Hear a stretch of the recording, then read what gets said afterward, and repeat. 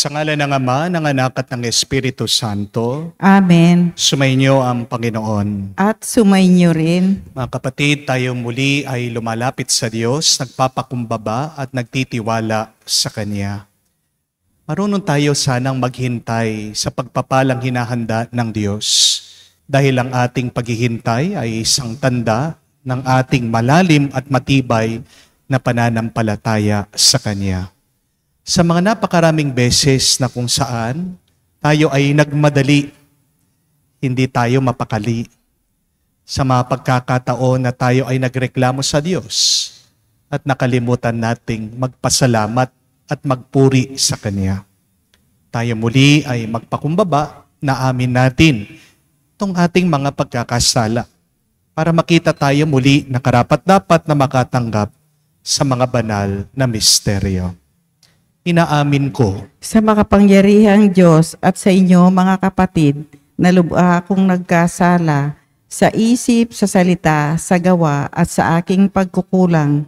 Kaya isinasamo ko sa mahal na Birheng Maria, sa lahat ng mga anghel at mga banal, at sa inyo mga kapatid na ako'y ipanalangin sa Panginoong ating Diyos. kaawaan tayo na makapangyarihang Diyos, patawarin tayo sa ating mga kasalanan, at patnubayan tayo sa buhay na walang hanggan. Amen.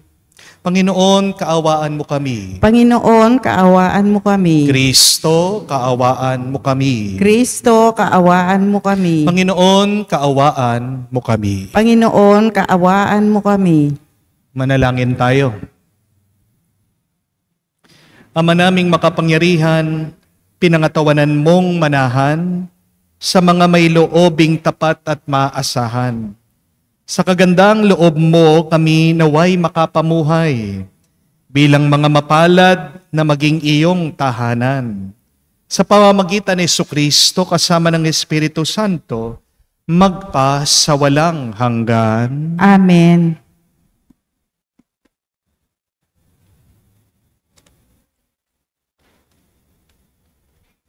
Pagbasa mula sa aklat ng Henesis. Pagkalipas ng 40 araw, binuksan ni Noe ang bintana ng daong at pinalipad ang isang uwak. Ito'y lumigid ng lumigid hanggang ang tubig ay matuyo sa lupa. Sunod niyang pinalipad ang isang kalapate upang tingnan kung wala ng tubig. Palibhasa'y laganap pa ang tubig. Hindi makalapag ang kalapate. Kaya't nagbalik ito. Hinuli ito ni Noe at muling ipinasok sa daong. Pagkaraan ng 7 araw, muli niyang pinalipad ang kalapati. Pagbalik nito kinagabihan, ito'y may tangay na sariwang dahon ng olibo. Natiyak ni Noe, kati na ang tubig. Nagpalipas uli ng 7 araw si Noe. Saka pinalipad uli ang kalapati. Ngunit hindi na ito nagbalik. Noon ay 601 taon si Noe. Nang unang araw ng unang buwan, inalis ni Noe ang takip ng daong. At nakita niyang natutuyo na ang lupa. Si Noe ay nagtayo ng dambana para sa Panginoon. Kumuha siya ng isa sa bawat hayop at ibong malinis at sinunog bilang handog. Nang masamyo ng Panginoon ang halimuyak nito, sinabi niya sa sarili, "Hindi ko na susumpain ang lupa dahil sa gawa ng tao. Alam kong masama ang kanyang isipan mula sa kanyang kabataan. Hindi ko na nilipulin uli ang anumang buhay hanggang naririto't buo ang daigdig. Tagtanim, tag-ani, palaging sasapit, tag-araw, tag-ulan, taglamig, tag-init, ang araw at gabi, hindi mapapatid." Ang salita ng Diyos. Salamat sa Diyos. Maghahandog ako sa Diyos ng pagpupuring malugod. Maghahandog ako sa Diyos ng pagpupuring malugod. Sa Diyos ko't Panginoon, anong aking ihahandog? Sa sa lahat ng kabutihan na sa akin ay kaloob. Ang handog ko sa dambana ay inumin na masarap bilang aking pagkilala sa ginawang pagliligtas. Maghahandog ako sa Diyos ng pagpupuring malugod. Sa tuwinang magtitipon ang lahat ng kanyang hirang, ang anumang pangako ko ay doon ko ibibigay. Masakit sa kalooban ng taon kung may papanaw. Kahit ito ay iisa, labis siyang magdaramdam. Maghahandog ako sa Diyos ng pagpupuring malugod. Kapag nagsama-sama ang lahat ng iyong hirang, sa templo sa Jerusalem ay doon ko ibibigay. Ang anumang pangako kong sa iyo ay binitawan. Maghahandog ako sa Diyos ng pagpupuring malugod.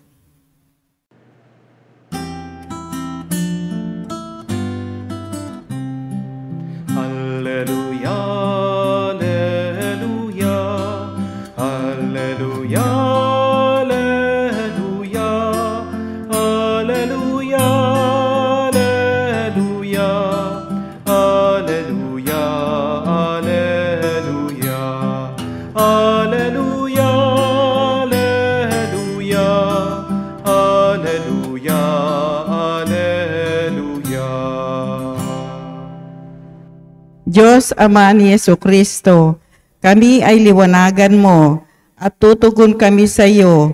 Aleluya, aleluya. Sumainyo ang Panginoon. At sumainyo rin. Ang mabuting balita ng Panginoon ayon kay San Marcos. Papuri sa iyo, Panginoon. Nung panong yun, dumating sina Jesus at mga alagad sa Betsaida. Dinala kay Jesus ng ilang tao ang isang bulag at pinamanhik na hipuin niya ito. Inakay niya ito sa labas ng bayan, niluraan sa mga mata, saka pinatong ang kanya mga kamay. May nakikita ka na bang anuman? Tanong niya. Tumingin ang lalaki at ang wika, nakakakita po ako ng mga taong lumalakad. Ngunit sila ay parang punong kahoy. Muling hinipo ni Jesus ang mga mata ng bulag, ito'y tumingin ng mabuti. Nanumbalik ang kanyang paningin at malinaw na niyang nakikita ang lahat. Sinabi sa kanya ni Jesus, umuwi ka na, huwag ka nang dumaan sa bayan. Mga kapatid, ang mabuting balita ng ating Panginoon. Pinupuri ka naming Panginoong Jesucristo. Magandang araw po muli sa inyong lahat. Mga kapatid, sa susunod na feeling mo na pag-iiwanan ka na sa buhay, sa susunod na nagmamadali ka at feeling mo hindi ka na makahabol sa iba, sa susunod na malulungkot ka dahil nakikita mo na uunahan ka ng iba. Ito po ang gusto kong tandaan ninyo. Ang pagong at ang suso, kahit na mabagal sila, ay nakasakay pa rin sila sa arko ni Noah. Kahit na po napakabagal nitong dalawang hayop na ito, nakapasok pa rin sila sa arko sa bangka ni Noah. Kahit po nauna na yung jaguar o yung cheetah, yung pagong at yung suso, tiligtas pa rin po ng Diyos sa baha at sa dilubyo. Hindi dumating ang ulan at ang baha hanggat hindi nakapasok ang pagong at ang suso sa barko na ginawa ni Noah. Nakakita na po ba kayo ng tumatakbong suso? Wala pa po, no?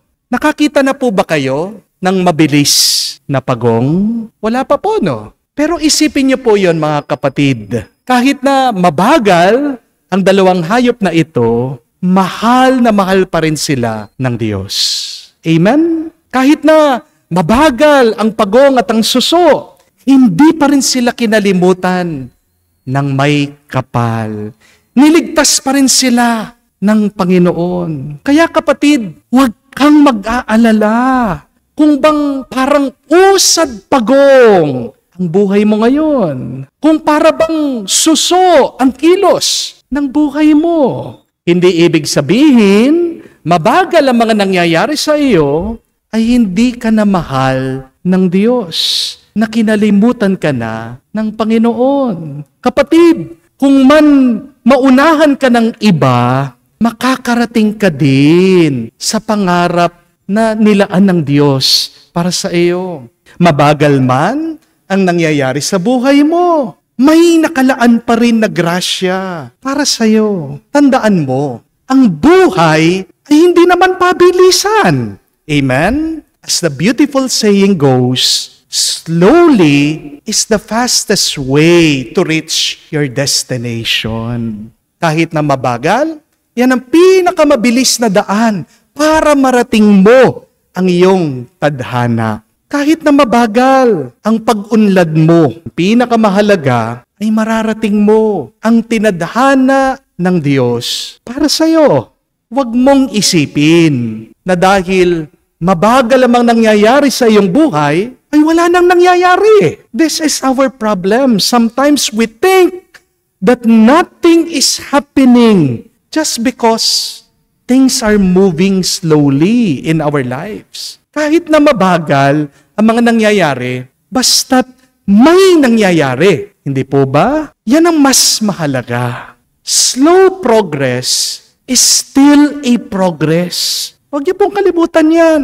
Tingnan niyo po sa ating ebanghelyo, balikan niyo. May nilapit daw po silang bulag sa ating Panginoon. Pero hindi naman ganon instant yung kanyang pagpapagaling. Sabi po sa kwento, nilagyan pa nga ng laway ni Jesus yung mata ng bulag. Pero pagkatapos, malabo pa rin yung kanyang nakikita. Sa pangalawang beses, hinawakan po ulit ng ating Panginoon yung mata ng tao. At dito pa lang, naging malinaw ang kanyang nakita. Tingnan niyo po yon, mga kapatid. Minsan, ang pagpapagaling ng Diyos, hindi mabilisan. Pero ang pinakamahalaga ay yung gumaling siya at yung nakakita siya. Amen? Kapatid, huwag mong sukatin ang pagpapala ng Diyos sa bilis ng iyong buhay. Hindi ibig sabihin na unahan ka ng ibang tao na sila ay mas mahal ng Diyos at mas pinagpala sila ng Panginoon. Hindi po totoo yun, ha? Nauna mang yumaman ang iba kesa sa iyo, mauuna din silang mawawala dito sa mundo. Hindi po ba? Kung maunahan ka man ng iba na magkapera, pero mauuna din silang magkasakit. Ano pang kwenta ng kayamanan? Di po ba? Kahit na huli kang yumaman, basta't malusog ka, basta't masaya ka, basta't banal ang iyong kaluluwa. Hindi po ba? Yun ang mas mahalaga. Minsan, meron po mga ibang matatanda, naririnig ko po sila, sinasabi nila, ang swerte ng mga bata ngayon, no?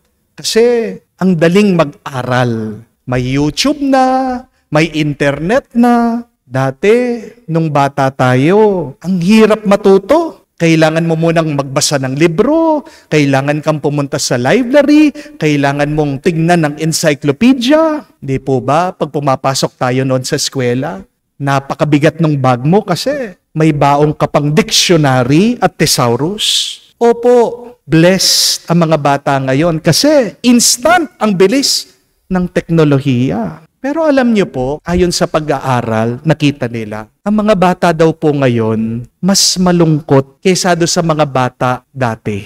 Kasi po, ang problema, nawala daw po sa mga bata yung physical at social interaction. Kasi puro nakatutok na lang po sa kanilang mga gadget. Hindi po kamukha ng mga bata dati. Lumalabas sila, nakikipaglaro sila, nakikipagkaibigan sila, nakikipagkwentuhan sila. Kaya nga po ang nakita nila, marami sa mga bata ngayon, loner, depressed, mahiyain, lampah, sakitin, at napakahina daw po nilang mag-handle ng mga problema. Kahit na huli ang mga matatanda ngayon sa internet, pero nangunguna naman sila sa pakikipagkapwa-tao. Hindi po ba? Kapatid, huwag mong ikukumpara ang buhay mo sa narating ng ibang tao. Tandaan mo, may kanya-kanya tayong paglalakbay. May kanya-kanya tayong kakayahan. At may kanya-kanya tayong pagpapala at grasya na tinanggap sa Diyos. Amen? Kung ang iba, mabilis ang pasok ng yaman sa kanila, at ikaw, napakabagal ng pasok ng pera sa iyo, okay lang yan. Kasi ang mahalaga, ang Diyos pa rin ang magpapayaman sa iyo. Amen? Kung ang iba, agad gumaling, habang ikaw, ang tagal-tagal na ng sakit sa iyo, okay lang yan. Kasi ang mahalaga, ang Diyos pa rin ang nagpapalakas, ang nagpapabuti sa atin. Kung ang iba, maayos ng pamilya nila, habang ikaw, ang gulo-gulo pa rin ng inyong pagsasama. Okay lang yan, kapatid.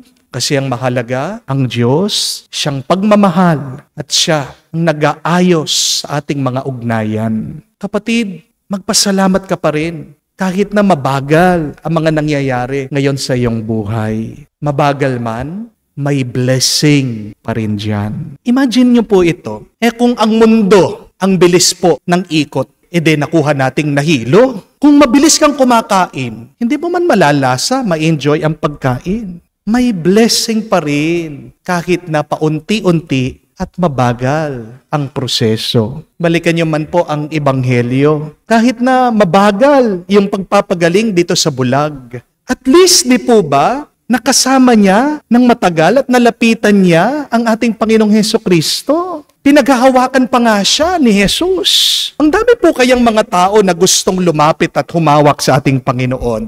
Naalala niyo po, yung mga maraming tao na may sakit, ano yung paniniwala nila? Yung lang makahawak sila doon sa laylayan ng damit ng ating Panginoon. Para sa kanila, mable-bless na sila. Para sa kanila, gagaling na sila. Isipin niyo po, napakapalad nitong bulag. Kahit na matagal yung pagpapagaling ng Panginoon sa kanya, at least naranasan niya na mapalapit sa ating Panginoon. Ano bang mabagal na karanasan mo ngayon? Saan ka naiinip? Kapatid, hanapin mo ang blessing diyan. Kapatid, huwag mong susukatin ang pagpapala ng Diyos sa bilis ng iyong buhay. Tandaan mo, kahit na mabagal ang buhay, basta't ang pinakamahalaga, ramdam mo, nararanasan mo ang kabutihan ng Diyos. Dahil yan ang magpapalakas sa iyo, yan ang magbubuhay sa iyo, yan ang magliligtas sa iyo. Amen. Tumayo po tayo. Hinihiling natin sa Diyos, Ama, na buksan ang ating mga mata upang makasunod tayo sa Kanya ng buong puso. Ating sabihin, Panginoon, dinggin mo kami. Panginoon, dinggin mo kami. Ang simbahan naway umunlad sa kanyang pagsisikap na dalhin ang liwanag sa mga nakakaranas ng kadiliman sa kanilang buhay. Manalangin tayo sa Panginoon. Panginoon, dinggin mo kami. Sa pamamagitan ng ating mabuting gawain, ang mga hinahamak, mga itinakwil at mga walang nagmamahal sa ating lipunan, naway makaramdam ng pagkalinga ng Diyos sa kanilang buhay. Manalangin tayo sa Panginoon. Panginoon, dinggin mo kami. Tayong lahat naway magkaroon ng matatag na pananalig kay Jesus na siyang nagbubukas ng ating paningin sa kagandahan ng kaharian ng Diyos. Manalangin tayo sa Panginoon. Panginoon, dinggin mo kami. Sa katahimikan po ng ating puso, buksan natin at sabihin sa Diyos ang ating mga personal na pangangailangan. Ama naming nasa langit, punuin mo kami ng iyong pag-ibig at pawiin mo ang kadiliman sa aming buhay upang mabuhay kami sa liwanag ng iyong anak na si Kristo. Hinihiling namin ito sa pamagitan ni Kristo, aming Panginoon. Amen.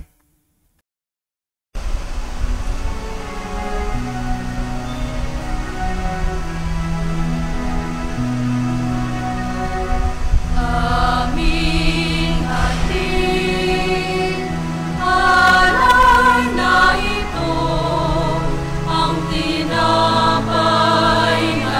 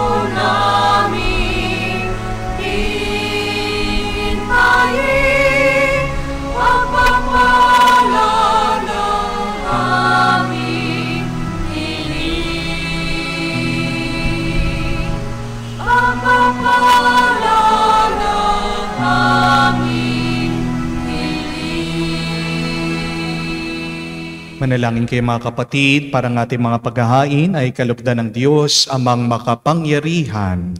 Tanggapin nawa ng Panginoon itong pag-aahin sa iyong mga kamay, sa kapurihan niya at karangalan, sa ating kapakinabangan at sa buong sambayanan niyang banal. Ama naming lumikha, kami naway dalisayin at panibaguhin ng aming gagampaning paghahain. Kami naway taguyod ng gagawin naming ito sa pagnanais naming sundin ang loob mo.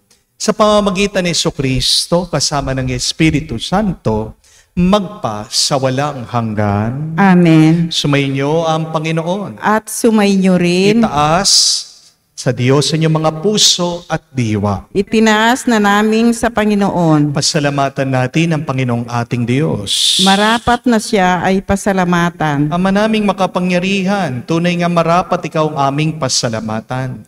Sa iyong paglingap at kagandang loob, ang tao'y nilikha mong pinangasiwaan sa sansinukob. Sa hangad mong siya'y iwastong lubos, siya'y pinagdusa mo sa kanyang pagtalikod. Sa iyong paggiliw, iyong pinahintulot na makabalik siya sa pamamagitan ni Kristo Jesus. Kaya kaisa na mga anghel nagsisiawit ng papuri sa iyo. Nang walang humpay sa kalangitan, kami nagbubunyi sa iyong kadakilaan.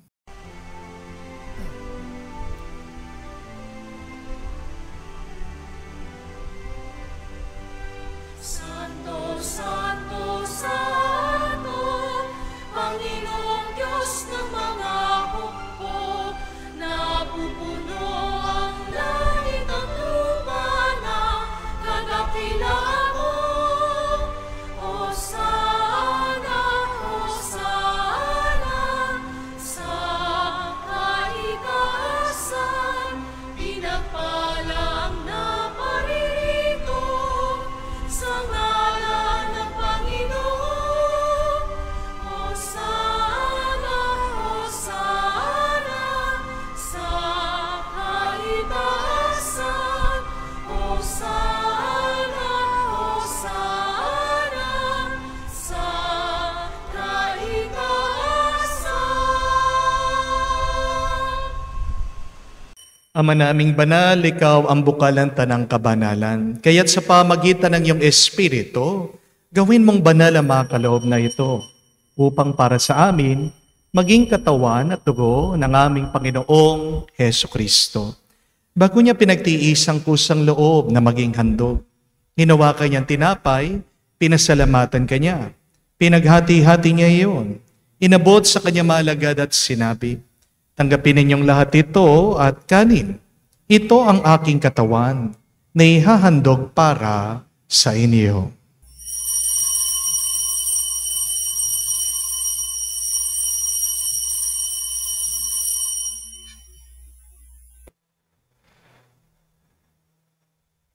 Gayon din naman na matapos ang hapunan, hinawa kanyang kalis, muli kanyang pinasalamatan.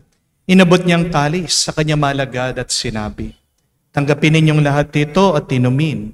Ito ang kalis ng aking dugo, ng bago at walang hanggang tipan. Ang aking dugo na ibubuhos para sa inyo at para sa lahat, sa ipagpapatawad ang mga kasalanan. Gawin ninyo ito sa pag-alaala sa akin.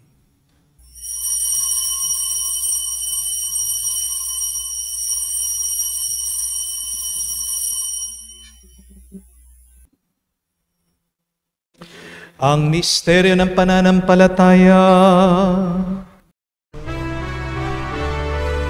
Aming ipinahayag na namatay ang iyong anak, nabuhay bilang Mesiyas at magbabalik sa wakas para mahayag sa lahat. Ama, ginagawa namin ngayon ang pag-alaala sa pagkamatay at muling pagkabuhay ng iyong anak. Kaya tinialay namin sa iyong tinapay nagbibigay buhay at ang kalis na nagkakaloob ng kaligtasan. Kami nagpapasalamat dahil kami iyong minarapat na tumayo sa harap mo para maglingkod sa iyo. Sinasamo namin kami magsalo-salo sa katawan at dugo ni Kristo ay mabuklod sa pagkakaisa sa pamamagitan ng Espiritu Santo. Amalingapin mong iyong simbahan, laganap sa buong daigdig. Puspusin mo kami sa pag-ibig. Kaisa ni Francesco, aming Santo Papa, si Florentino, aming Arsobispo at ng Tanang Kaparian. Alalahanin mo rin ang aming mga kapatid na nahimlay, may pag-asang sila'y muling mabubuhay. Gayon din naman lahat ng mga pumanaw. Kawan mo't sila't patuloyin sa iyong kaliwanagan. Kawan mo't pagindapatin kaming lahat na makasalo sa iyong buhay na walang wakas.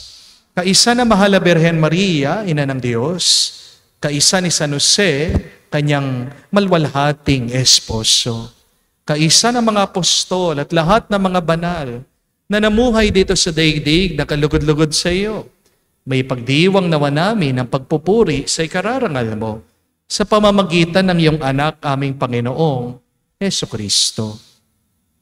Sa pamamagitan ni Kristo, kasama niya at sa Kaniya, ang lahat ng parangal at papuri ay sa iyo, Diyos Ama, makapangyarihan, kasama ng Espiritu Santo, magpasawalang hanggan.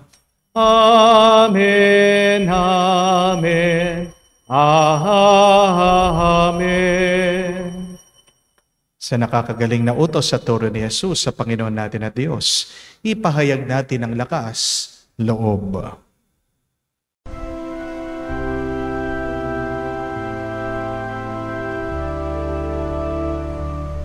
Ama namin, sumasalangit ka, sambahin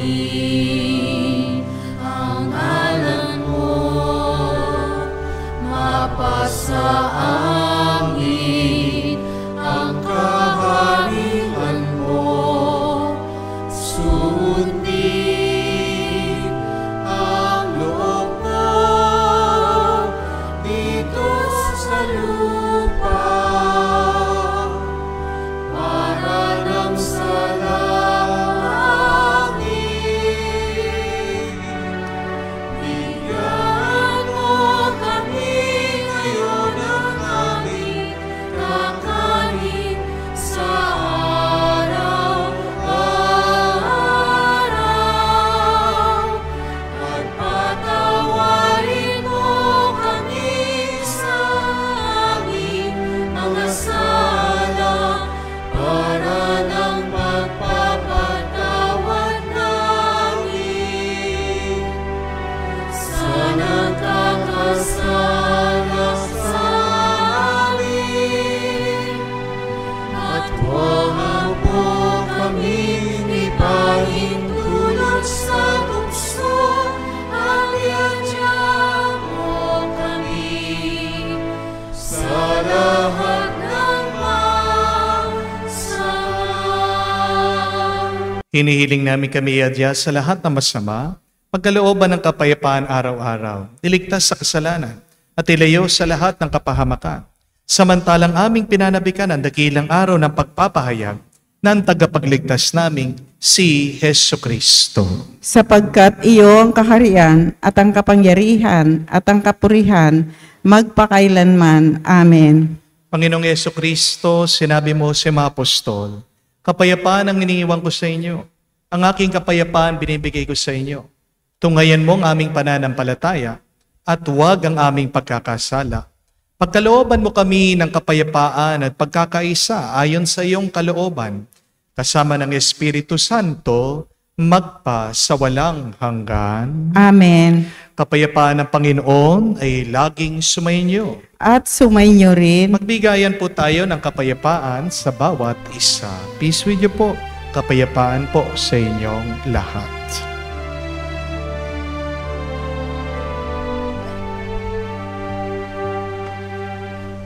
Kordero ng Diyos na nag-aalis ng mga kasalanan ng sanlibutan, maawa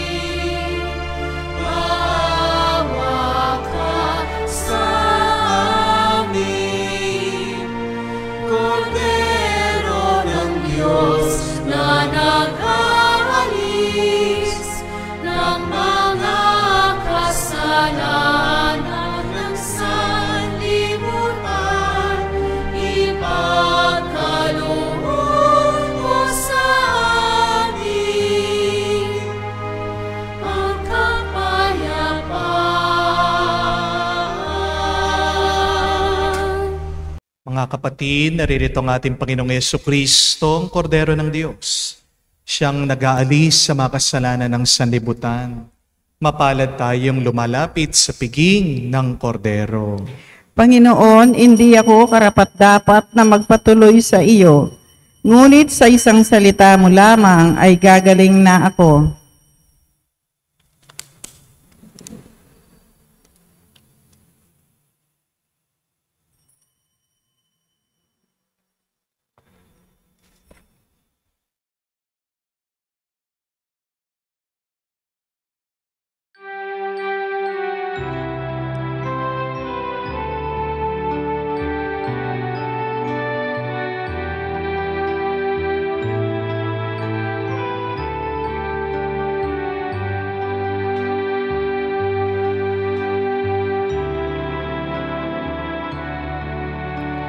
Alam mong pagkatao ko, wala akong matatago. Alam mong aking isipan, alam mo ang lahat ng ginagawa ko, O Diyos. Gamayan mo ko, Diyos, sa buhay na ito. Ilapit mo ako sa pagmamahal mo. Dalhin mo ko, Panginoon, sa kalangitan. Buhay kasama mo.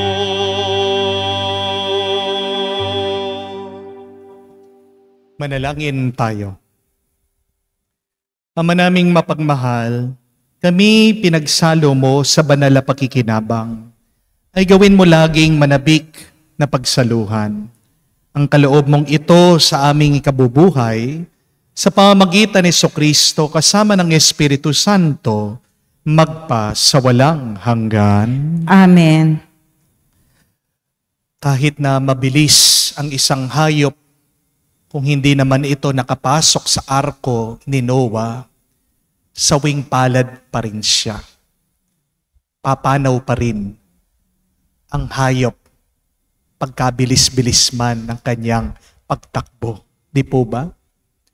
Pero kahit na mabagal ang hayop kamuka ng pagong at ng suso, ang mahalaga sila pa rin ay nakasampa, sila ay nakapasok, sila pa rin ay sinama sa arko ni Noah. Ibig sabihin, niligtas sila. Hindi ibig sabihin ikaw ay pinagpala pag nakauna ka na sa iba. Kung hindi mo naman ginagawa ang kagustuhan ng Diyos, kung hindi ka nagiging kabilang ng kaharian ng Diyos, hindi ka mapalad.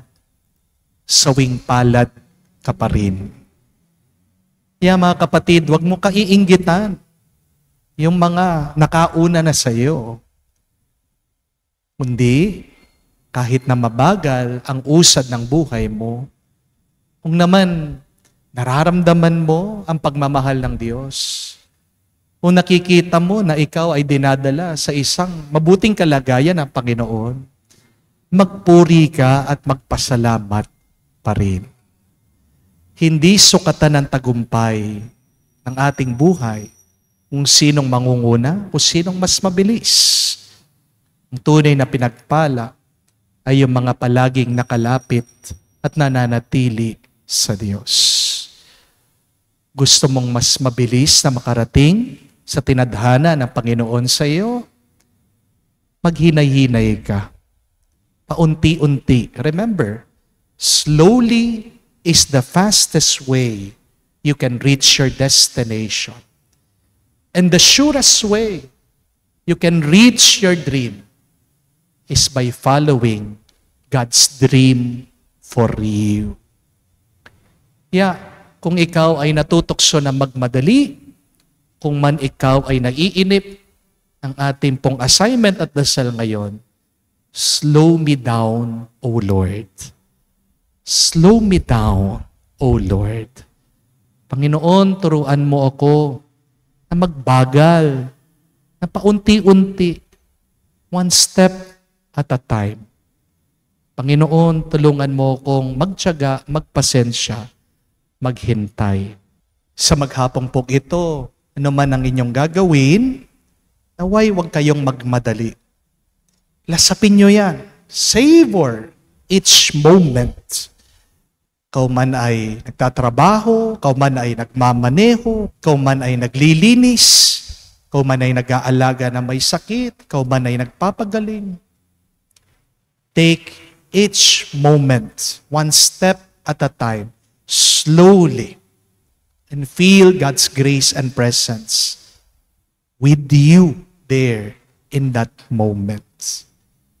Meron pa ring pagpapala kahit na sa mabagal na usad ng ating buhay.